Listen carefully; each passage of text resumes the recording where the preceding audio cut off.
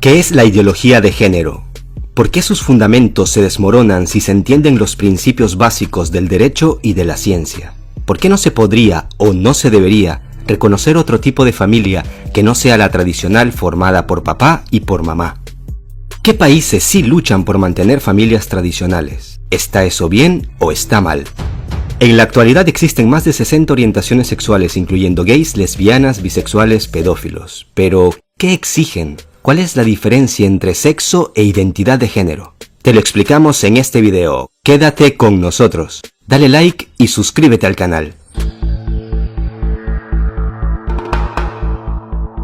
Según la Asociación Americana de Psicología, fuente científica, neutral, vigente de los Estados Unidos, se explica que la orientación sexual es una atracción. Por mucho tiempo se pensaba que la orientación sexual, o sea, la homosexualidad, era una condición del ser humano, equivalente al sexo hombre-mujer o a la raza o el color de piel. Y en función a esta premisa se hicieron muchas presunciones, que así como se luchó por la libertad de la gente de color negro y después por la mujer, ahora pues toca la emancipación de los homosexuales. Pero esto no es más que una falacia, porque pertenecen a dos categorías distintas. La raza y el sexo son condiciones inherentes del ser humano que uno no elige, nace hombre o mujer, o de un color de piel u otro. Es más, corrijo, ni siquiera se nace hombre o mujer. Desde antes que uno nazca, es hombre o mujer. Esto no es una cuestión religiosa, esto no es una opinión, esto es la realidad científica. En el momento de la concepción se forma un ADN único con todas las características que el ser humano va a tener durante toda su vida y que permanecen aún muerto. Por ejemplo, en el Perú se encontró hace poco los huesos, los restos de la señora de Caral, la ciudad más antigua de Lima. Y se descubrió que era una mujer.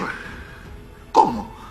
Mediante la antropología forense, porque existen huesos masculinos y huesos femeninos, cromosomas masculinos, cromosomas femeninos, composición cerebral masculina, composición cerebral femenina, genitales, ADN, la epigenética.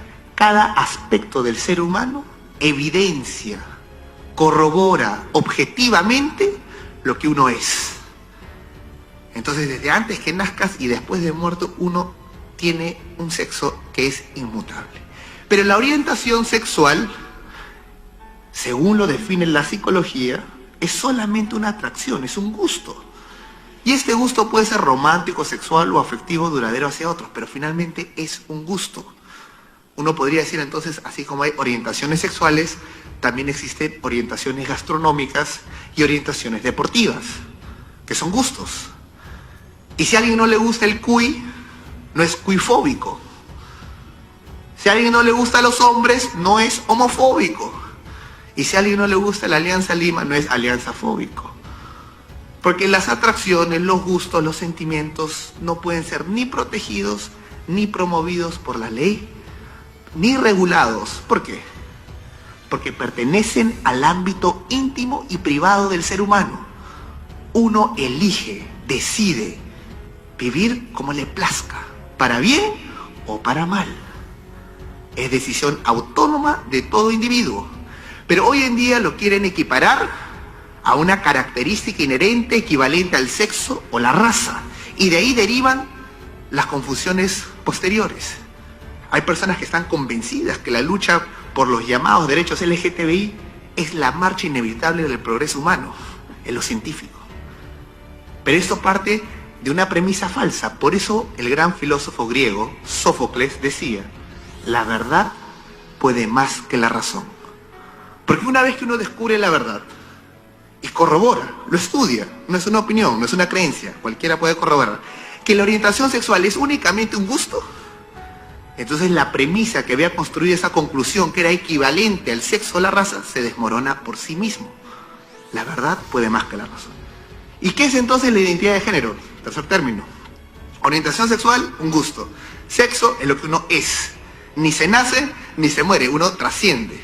Es inmodificable el sexo. El hombre se puede mutilar un órgano saludable del cuerpo, pero basta con un cabello, una gota de sangre, ADN, hombre. El sexo es incambiable, no se modifica, imposible. Uno se puede mutilar, pero no modificar su sexo. Entonces, la legislación y las políticas públicas, el derecho nacional e internacional, tienen que emitir votos de conciencia. ¿Por qué se habla de conciencia? Porque es con ciencia, con conocimiento, lo que está verificado por la misma ciencia. No tiene nada que ver con la creencia religiosa, no tiene nada que ver con la opinión. Es ciencia pura, dura, verificable a través de la anatomía, la genética, la epigenética. Es lo que somos, es la antropología, el estudio del ser humano. Pero hoy en día se quiere abolir al ser humano racional, científico, y reemplazarlo por un ser teledirigido, un ser emotivo, un ser subjetivo. ¿Qué es entonces la identidad de género? Esta expresión. La identidad de género es esta noción falsa de que uno puede construir su propio sexo o su propia identidad.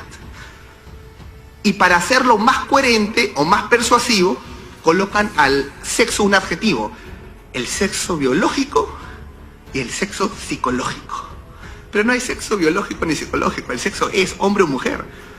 Porque que un hombre se sienta mujer, ¿lo convierte en mujer? ¿Y cómo sabemos que no? Si él dice, soy mujer, si él gana la batalla jurídica y política para que lo llame mujer, ¿es mujer? Si te mete a la cárcel, ¿es mujer? Si te mata, ¿es mujer? No es mujer. Porque son hechos objetivos, científicos, corroborables, que escapan la opinión subjetiva del ser humano. Pero esta teoría falsa dice que uno puede construir su identidad sexual en función a sus experiencias subjetivas. Y la psiquiatría clasifica esto hasta el día de hoy, según la DSM-5, que es la Asociación Americana de Psiquiatría del año 2015. Y el CIE-10, que es la Clasificación Internacional de Enfermedades, la 10ª edición de la Organización Mundial de la Salud, como trastornos de identidad. Porque el problema no es físico, el problema es psicológico. Y se le clasifica como disforia de género. En el DSM-4 se le clasificaba como disforia de identidad de género. O sea, han retirado un término clínico y lo están promoviendo en política pública para que de ella emanen supuestos derechos. Puede sí, pero debe de haber adopción de parejas homosexuales, o dos hombres, o una pareja, o una persona soltera. ¿Existe el derecho a adoptar? Muy bien, no. ¿Y por qué no? Porque existe el derecho del niño a ser adoptado. ¿Y por qué? Porque existe el interés superior del niño a recuperar lo que perdió, un padre y una madre. El niño no es un producto, no es un saco de arroz para satisfacer un vacío emocional, sentimental o una meta ideológica. El ser humano no es un medio de realización de nadie, es el fin supremo del Estado. Pero en países donde han subdesarrollado en sus políticas, han ido en un regreso moral, permiten este caso. Y este niño Tomás, siguiente, de 11 años, sus madres decidieron aplicarle hormonas, siguiente, y ya no llamarlo Tomás, sino Tami, de 11 años. Tami. Le inyectaron bloqueadores de hormonas para evitar que desarrolle su vello facial, cambio de voz, hombros. Y esa es una experimentación directamente con los seres humanos, al estilo nazi. Se está experimentando con los seres humanos, deconstruyéndolo primero, porque no respetan su identidad científica. No eres lo que eres lo que sientes. Es la voluntad del hombre por encima de la naturaleza. El lema de Hitler, que puso el ciclo de la vida, el símbolo budista, 45 grados al costado, para decir que la mera voluntad del hombre era capaz de modificar el ciclo natural de la vida. Es lo mismo. Siguiente. Y esto, en vez de ser denunciado, lo celebran y ya no le llaman ideología de género. Nada menos que National Geographic de este año, en su portada de febrero, ya no le llama ideología de género, sino revolución de género. Y en la portada hay un niño, hombre de 9 años, vestido de mujer, que le dicen que es su derecho decidir qué ser. ¿Y por qué se dan estas situaciones de supuestos derechos sexuales del niño o a la identidad. Porque finalmente el Estado lo que hace es deconstruir la primera institución que es el fundamento y la base de la sociedad, que es la familia. Y al destruir la familia, entonces el Estado se asume como el ente regulador moral de cómo administrar tu vida personal y familiar. En una entrevista que pueden ustedes encontrar en YouTube, en la que el director de cine norteamericano Oliver Stone entrevista a Vladimir Putin, en uno de los fragmentos de una entrevista de 4 horas editada, le pregunta por la homosexualidad y le pregunta por cómo es posible que en Rusia no se pueda difundir la ideología de género en las escuelas y no se pueda hacer proselitismo homosexual. Y la respuesta que le da Putin es absolutamente ejemplar. En Rusia no se persigue, no se encarcela, no se discrimina a ningún adulto por ser homosexual.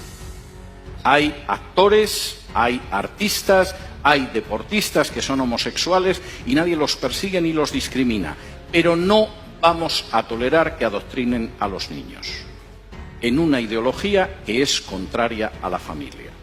Porque la base de esta nación es la familia. Si el niño se convierte en adulto al llegar a los 18 años y decide ser homosexual, es una decisión suya. Pero no vamos a tolerar que la familia la destruyan desde abajo, haciendo proselitismos con niños que no tienen el criterio suficiente para decidir en un sentido o en otro. Yo puedo estar muy poco de acuerdo en muchas cosas con Putin, pero ahí le doy toda la razón. La visión de los chinos sobre la ideología de género es la misma.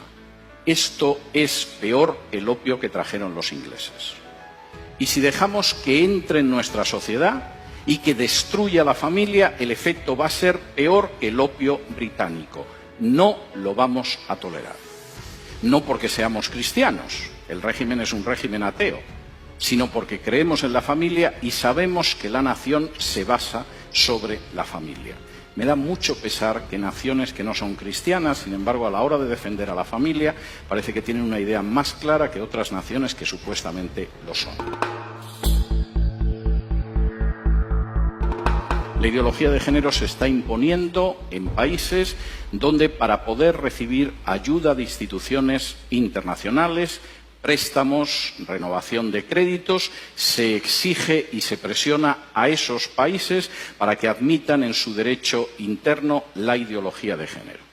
Y he tenido la posibilidad de hablar con dirigentes de países de Hispanoamérica y no de Hispanoamérica que tenían que confesar las angustiosas presiones que habían recibido de organizaciones ligadas a Naciones Unidas o al Departamento de Estado de Estados Unidos para admitir la ideología de género en su seno o enfrentarse con una situación difícil desde una perspectiva económica.